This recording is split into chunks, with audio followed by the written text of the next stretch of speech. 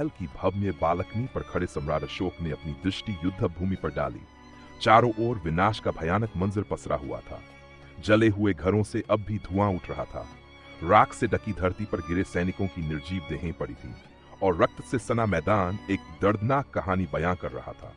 युद्ध समाप्त हो चुका था, लेकिन उसका विनाश अभी भी जीवित था। मैदान में दूर दूर तक घायल सैनिक करा रहे थे, दर्द से तरपते हुए अपने जीवन की आखिरी सांसें गिन रहे थे।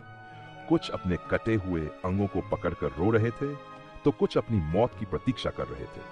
चारों ओर मातम पसरा हुआ था।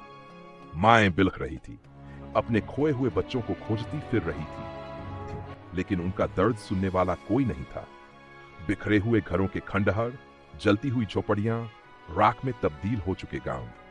ये कोई जीत का मैदान नहीं, बल्कि मनुष्य की क्रूरता का जीता जागता प्रताप की तलवार।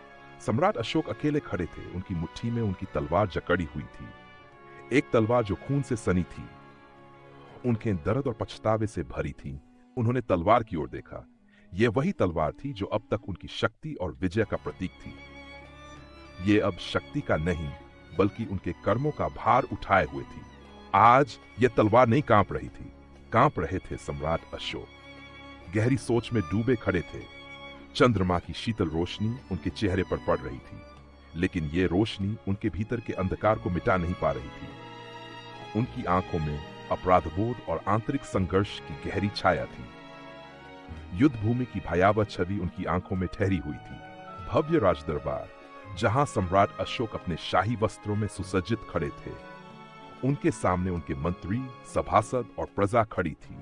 धीरे से अपना हाथ उठाया, एक संकेत जो अब युद्ध नहीं बल्कि शांति का प्रतीक था। दरबार में खड़े लोग श्रद्धा और आश्चर्य से उन्हें देख रहे थे। अब एक बदले हुए शासक शांतिपूर्ण साम्राज्य से गुजर रहे थे। हर दिशा में एक नया प्रकाश था, एक नई आशा थी। जैसे ही वह आगे बढ़े, लोग श्रद्धा से झुककर उनका अभिवादन करने लगे। कोई राजा के रूप में नहीं, बल्कि धर्म और करुणा के प्रतीक के रूप में। आज उनका साम्राज्य तलवार से नहीं, बल्कि प्रेम, अहिंसा और करुणा से चल रहा था। यही थी उनकी विजय की सच्ची परिभाषा।